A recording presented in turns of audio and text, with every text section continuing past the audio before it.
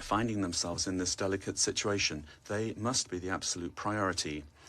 We have learned from our experience that the civilian population is always the one that pays the highest price in armed conflict. Mr. President, Latin America and the Caribbean have proclaimed themselves to be a zone of peace, and this collective commitment and will of our region must be respected. Unilateral action that is contrary to international law endangers regional stability, increases insecurity, and worsens the already complex conditions being faced by the civilian population, with devastating effects that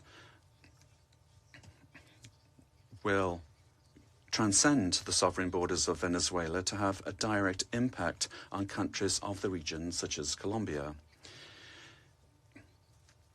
In order to act preventively, Colombia has engaged in measures to protect the civilian population and preserve the stability of the border, addressing the possible needs of the population, particularly the migrant population, in coordination with local authorities. Colombia has been and will continue to be show solidarity in receiving the Venezuelan people who, given the uncertainty created by these attacks, this may lead to a massive outflow of migration, which will require significant efforts in terms of resources and capacities to provide the necessary support and assistance to those areas affected by taking in the migrants. Mr. President, these actions that we have seen remind us of the worst interference in our area in the past, in our zone of peace. And it calls to mind the commitment that we have as states to resolve our differences peacefully through dialogue and negotiation or other forms of peaceful settlement in full accordance with international law and with its instruments to which we have subscribed at the hemispheric and regional levels, such as the Charter of the Organization of American States. It's also important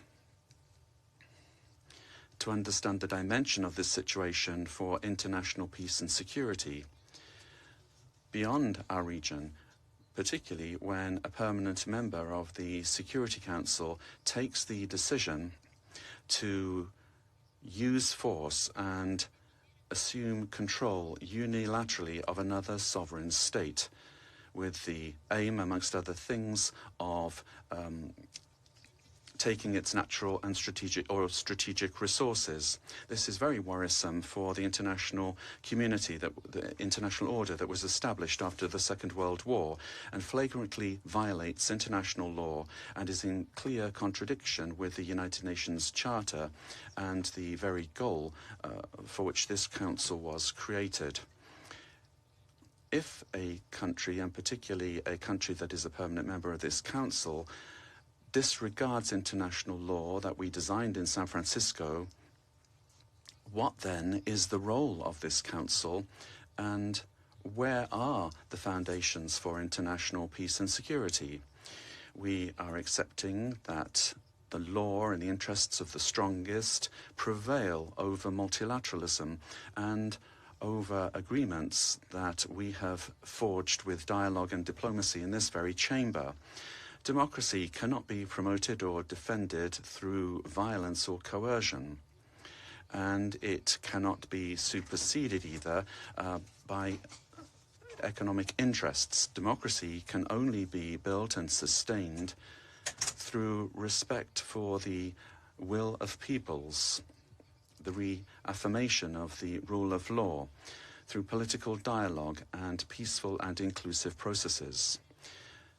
Venezuela deserves to live in peace, in democracy, prosperity, and dignity, with a government that is defined in sovereignty by no one else than the Venezuelan people and their institutions. This is why Colombia has reiterated its call to open up paths for democracy in Venezuela through specific popular decisions being taken.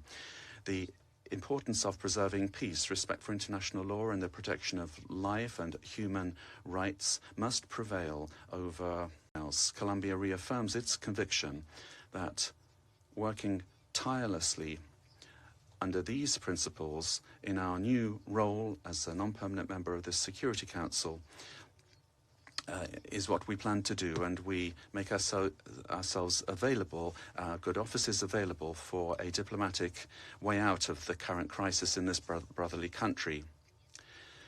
We will meet our responsibility, primary responsibility, to maintain international peace and security.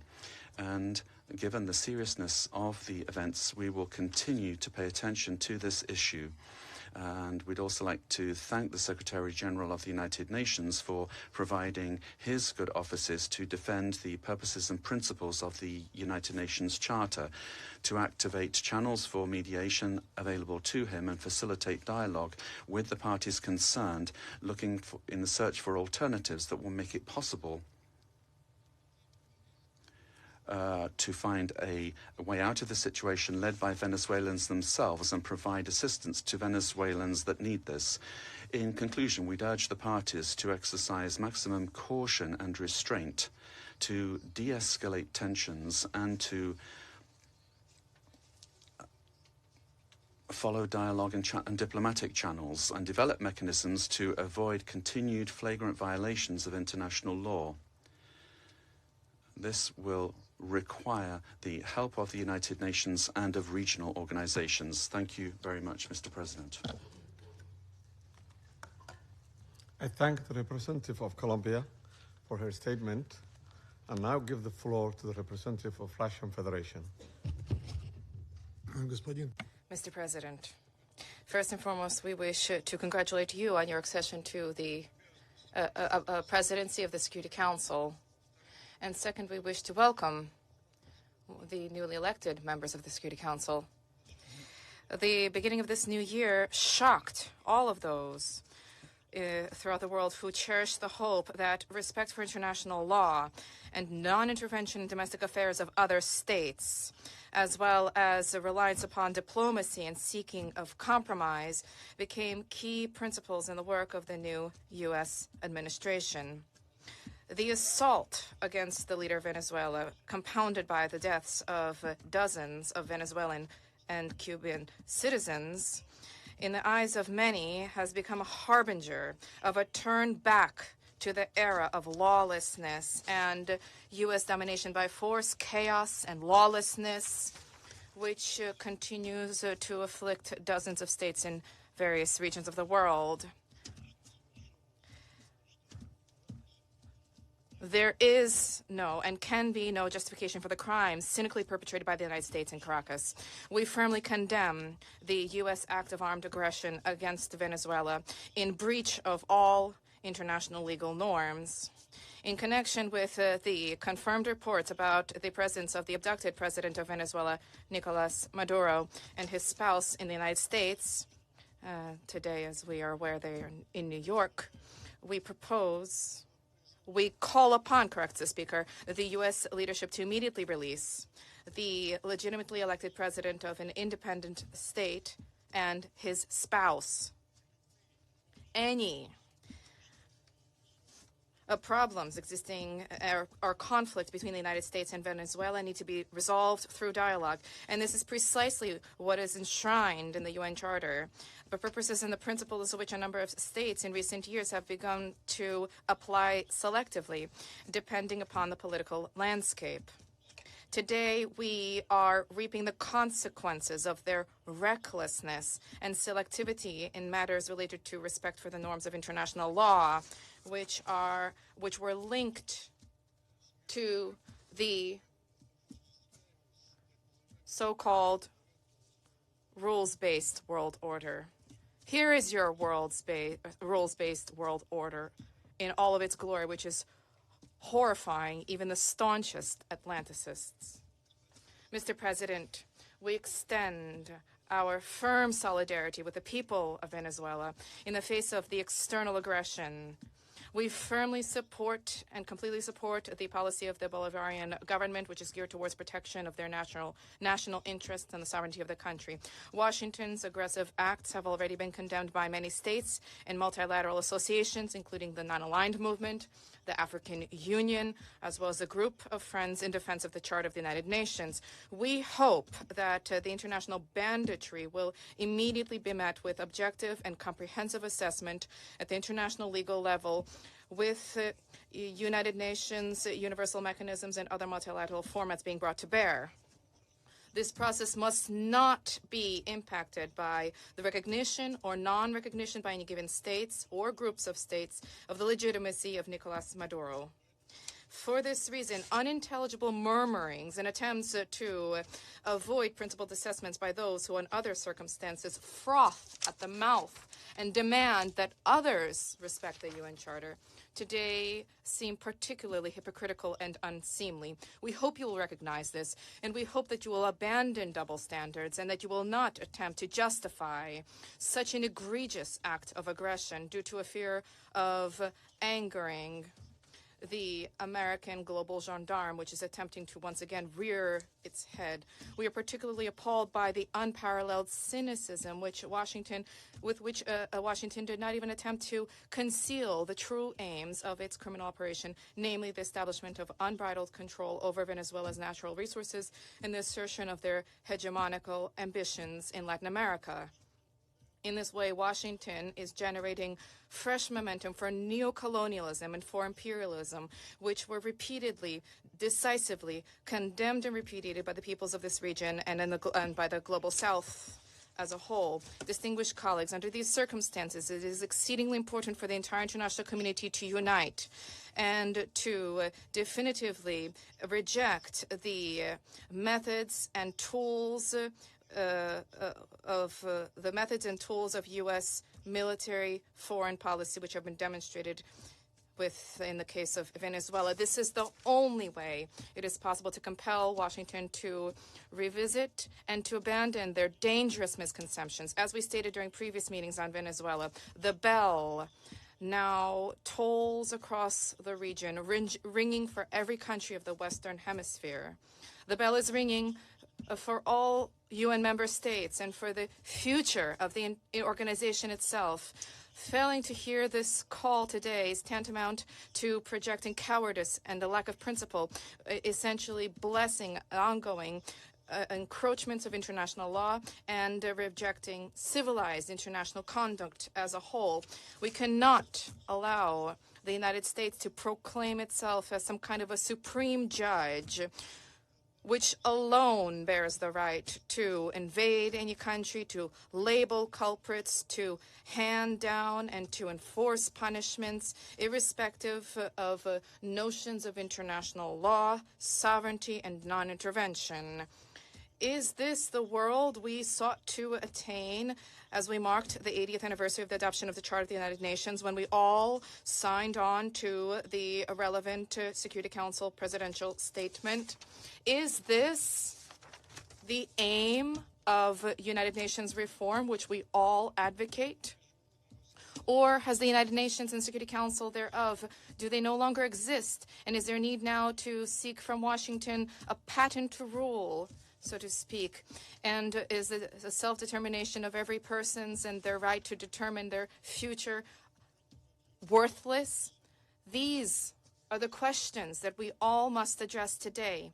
And if this response is sincere, if it is principled, then perhaps the U.S. leadership, too, which openly is asserting intention to run another country for the benefit of the United States, they will perhaps glance at their own constitution, their constitution of the United States, which begins with the words, "We the people of the United States," and will begin, in fact, to recognize the sovereignty of other states rather than deposing inconvenient regimes. Thank you. I thank the representative of Russian Federation and now give the floor to the representative of China.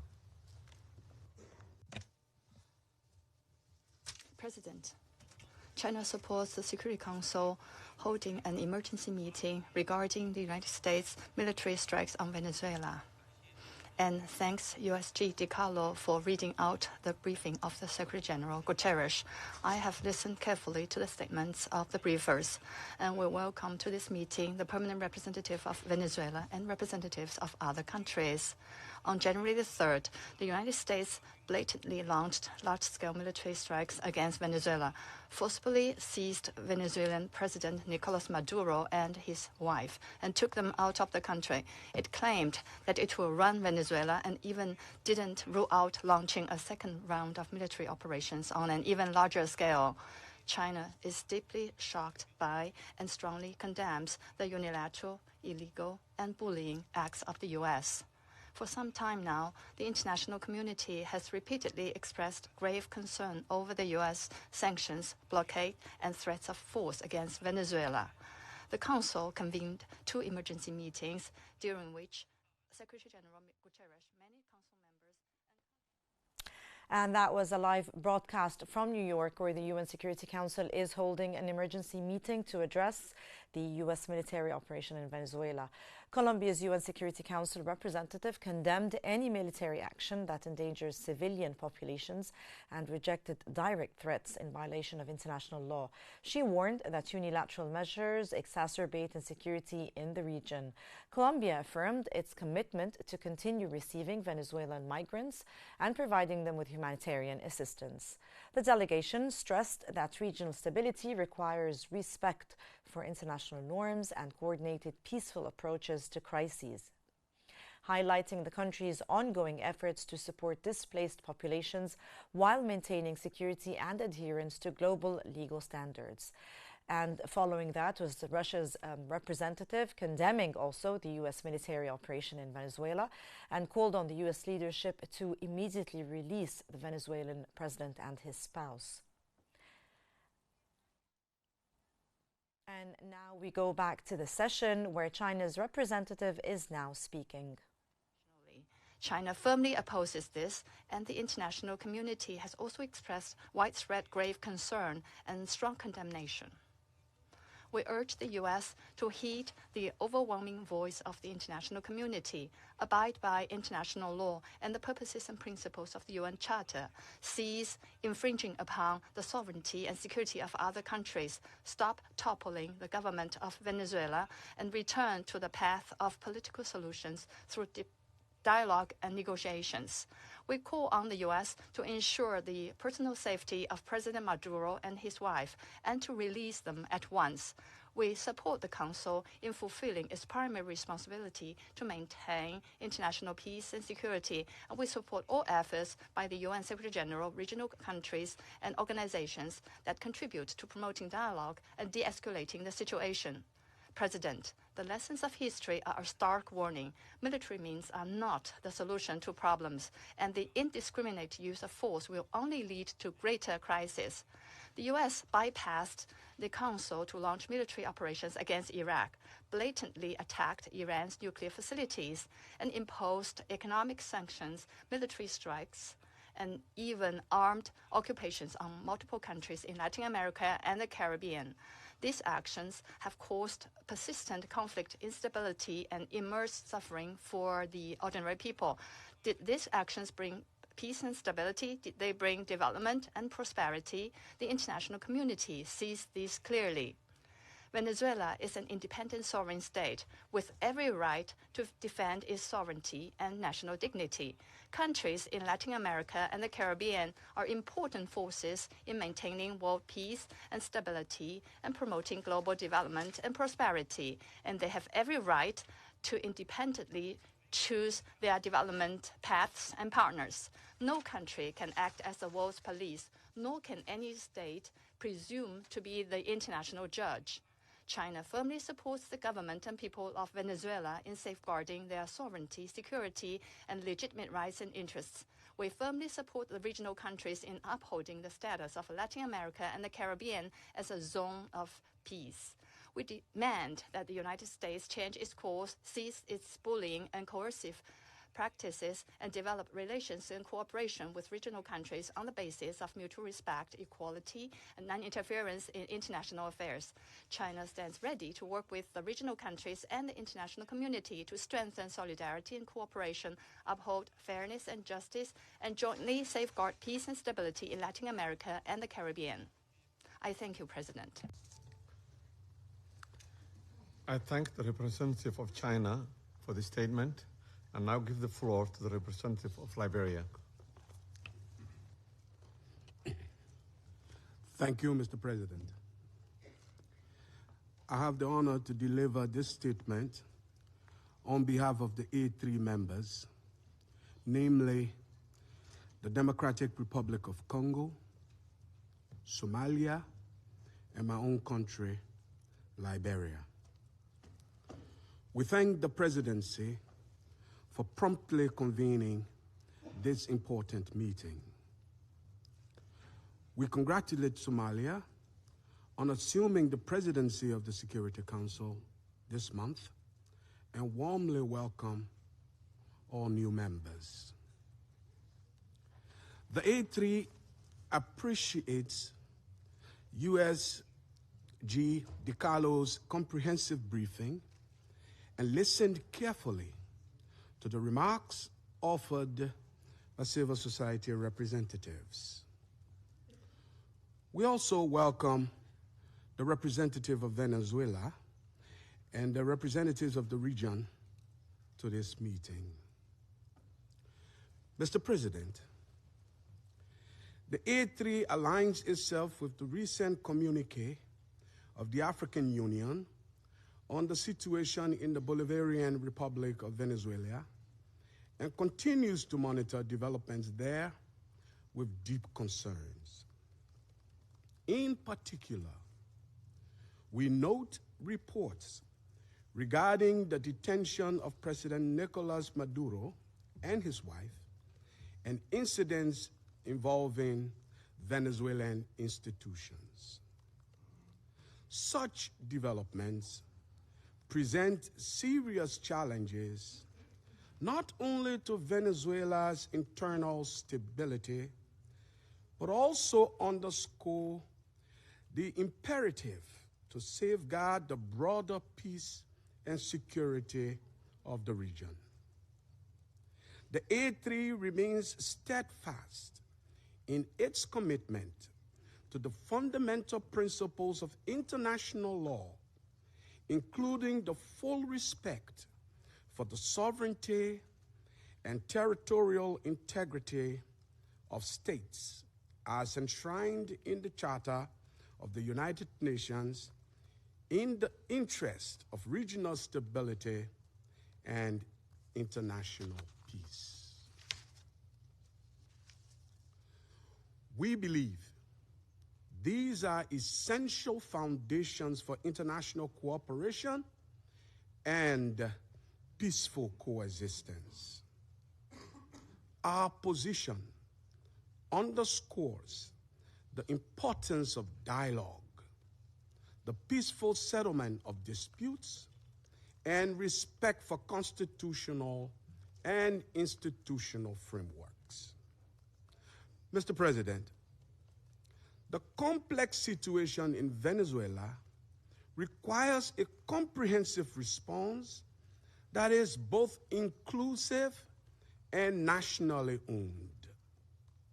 We continue to hold that a sustainable and peaceful resolution can only be found through constructive dialogue among Venezuelans themselves, with genuine respect for the aspiration and rights of the Venezuelan people, and with the constructive support of the international community.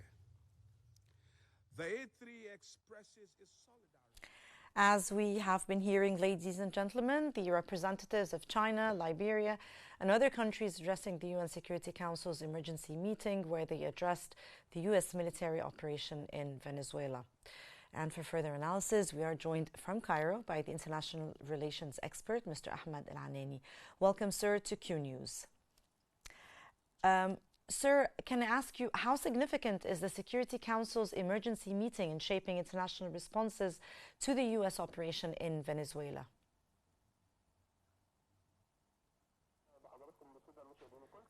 Good evening to you and to the viewers. Of course, this emergency meeting comes after the invitation and the call paid by Colombia, represented in some non-permanent members in Security Council. Of course, the Latin American states are taking some measures after the threat posed by President Donald Trump. For the Security Council as an international institution, it discusses the legalities of such precedent paid by the United States.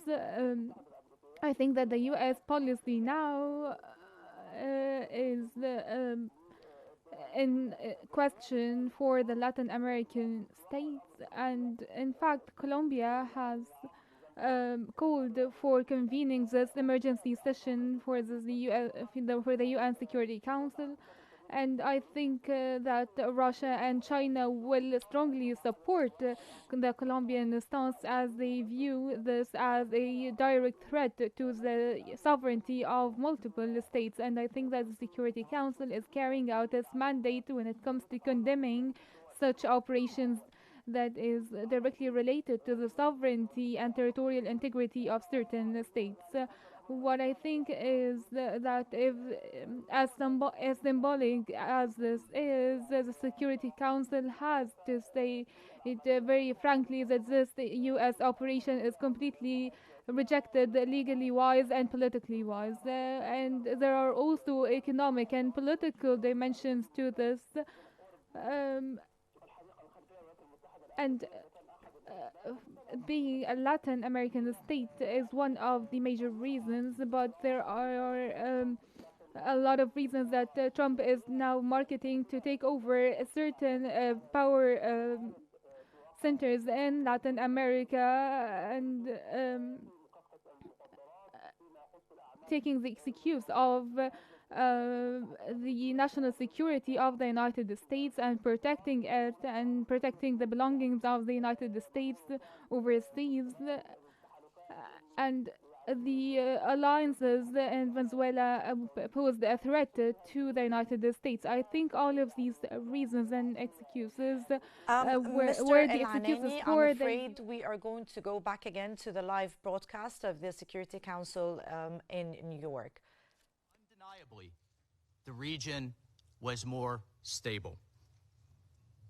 This law enforcement action was directed, consistent with the President of the United States' responsibility as Commander-in-Chief to protect Americans at home and abroad against a fugitive who is directly responsible for narcoterrorism that has killed hundreds of thousands of Americans and created destabilizing violence throughout our hemisphere. Nicolas Maduro and his co-defendant, Celia Flores, have been transferred here to the United States to stand trial for their crimes. Maduro was indicted by a grand jury in the Southern District of New York and faces very serious criminal charges for his involvement in a wide-ranging conspiracy to conduct narcoterrorism, to traffic cocaine and other drugs, and conducting international weapons trafficking. The overwhelming evidence of his crimes will be presented openly in U.S. court proceedings. Colleagues, Maduro is not just an indicted drug trafficker. He was an illegitimate so-called president. He was not a head of state. For years, Maduro and his cronies have manipulated Venezuela's electoral system to maintain their illegitimate grip on power. In fact, just 2 years ago in 2024, a UN panel of experts report found that the election in that year was absolutely and completely a farce and fell well short of the most basic transparency and integrity measures essential to upholding credible elections. If the UN and the United Nations in this body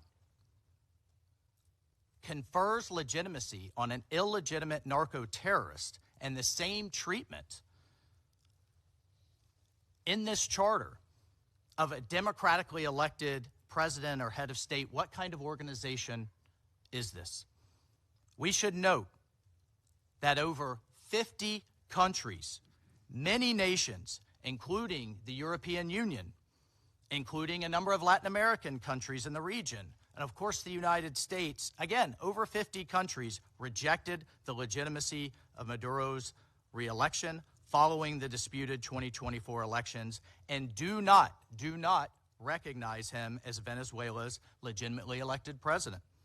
Maduro unlawfully refused to peacefully cede power after the Venezuelan people voted him out of office in the 2024 election. So therefore, Maduro was a fugitive from justice. He is the head of a vicious foreign terrorist organization, Cartel de los Soles. This regime-sponsored enterprise coordinates with and relies on other vicious criminal organizations, namely Tren de Aragua, again, among others, to carry out its objective of using illegal narcotics as a weapon against the United States. And for its part, Tren de Aragua is a designated foreign terrorist organization with thousands of members, many of whom have unlawfully infiltrated the United States and are conducting irregular warfare and undertaking hostile actions against the American people and against the United States. It's terrorizing criminals commit brutal crimes, including murders, kidnappings, extortions, and human, drug, and weapons trafficking. This administration, President Trump, will not stand for it. In fact, in March of 2025, President Trump declared that Tren de Aragua is quote, Tren de Aragua is undertaking hostile actions and conducting irregular warfare against the territory of the United States, both directly and at the direction, clandestine or otherwise, of the Maduro regime in Venezuela. Maduro and his cronies have partnered with some of the most violent and prolific drug traffickers and narco-terrorists in the world for decades, facilitating the flood of illegal drugs coming in the United States, estimated to be several hundred tons annually. He has become rich, incredibly wealthy, off the misery of untold numbers of Americans, Venezuelans, and others, aiding and abetting international terrorist organizations like Hezbollah, coordinating with corrupt Iranian officials, and other malign actors to influence not only the region, but to malignly influence the United States. In fact, in its own 2025 World Drug Report, the United Nations Office on Drugs and Crime identified Venezuela as a key trafficking route in the Western Hemisphere for illegal drugs, predominantly cocaine, entering the United States and increasingly Europe. As Secretary Rubio stated just yesterday, this is the Western Hemisphere. This is where we live. And we're not going to allow the Western Hemisphere to be used as a base of operation for our nation's adversaries and competitors and rivals of the United States. You can't turn Venezuela into the operating hub for Iran, for Hezbollah, for gangs, for Cuban intelligence agents, and other malign actors that control that country. You cannot continue to have the largest energy reserves in the world under the control of adversaries of the United States, under the control of illegitimate leaders, and not benefiting the people of Venezuela, and stolen by a handful of oligarchs inside of Venezuela. But it doesn't stop there. Numerous UN and international human rights organizations have issued reports documenting serious human rights abuses by the Maduro regime, including reports of extrajudicial killings, political prisoners, torture, and arbitrary and unlawful detentions. In fact, over 8 million Venezuelans have fled the country. destabilizing their neighbors in the region, and creating the world's largest refugee crisis. Members of this council, colleagues, the United States wants a better future for Venezuela. We believe a better future for the people of Venezuela and for the people of the region and the world is stabilizing the region and making the neighborhood that we live in a much better and safer place. And this is why millions of Venezuelans that have fled this brutal regime are celebrating and cheering around the world as this body pontificates. To reiterate, President Trump gave diplomacy a chance. He offered Maduro multiple off-ramps. He tried to de-escalate, refused to take them. President Trump made it clear that the narco-terrorism must stop, and yet it continued. The United States will not waver in our actions to protect Americans from the scourge of narco-terrorism and seeks peace, liberty, and justice for the great people of Venezuela. I thank you, Mr. President. I thank the representative of the United States and now give the floor to the representative of Panama. Gracias, señor. Thank you, Mr. President. We'd like to extend a warm welcome to the representatives of Bahrain, Colombia, Liberia, Latvia, and the Democratic Republic of Congo, and who have joined the Security Council as elected members and who are joining us today in the chamber. And we congratulate Somalia on assuming the presidency of the Security Council this month. We'd like to thank Under Secretary General for Political Affairs, Rosemarie DiCarlo, for her detailed report representing Secretary General Antonio Guterres. She's briefed us on the situation under discussion today. We're also very grateful for the very valuable presentations by Mr. Jeffrey Sachs and Ms. Mercedes de Freitas. In this context, the Republic of Panama would like to refer to the situation that has taken place in the territory of the Bolivarian Republic of Venezuela, which is of concern due to its possible impact on peace and regional stability. However, in the light of the unfortunate reality of the facts that we have seen, we now need to turn our attention constructively towards the future of Venezuela. However, it's important to point out that in terms of a constant principle of our foreign policy, Panama would like to reiterate our unfailing commitment to multilateralism, to the sovereignty of states, and to the unrestricted respect for international law, especially the principles enshrined in the United Nations Charter, including non-intervention, respect for territorial integrity, and the prohibition of the use of force. This is mentioned in Article 2 of the United Nations Charter. These principles are, and they continue to be, the indispensable framework for the peaceful coexistence between nations. Panama also believes it's necessary to highlight that the situation Venezuela is facing is unfolding in an environment marked by the disregard for the will of its people, as well as by a sustained erosion of democratic institutions. In this regard, Panama reiterates that it does not and will not recognize the authoritarian and illegitimate regime that has held Venezuelan men and women hostage, plunged them into one of the gravest political, social, humanitarian, and security crises in our region. Unfortunately, we have witnessed how the situation has gradually deteriorated under the regime, especially over the last year, with increased systemic erosion of democracy, the hollowing out of institutions, and the rise of authoritarian and repressive practices, which have contributed to an unfortunate outcome and therefore cannot be ignored by the international community.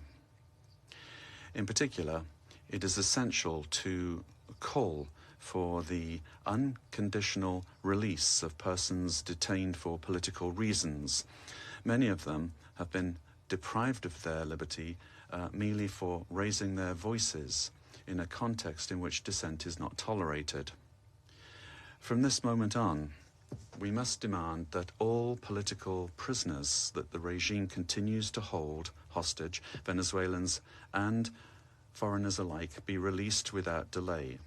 Their physical well-being and safety must be guaranteed. Likewise,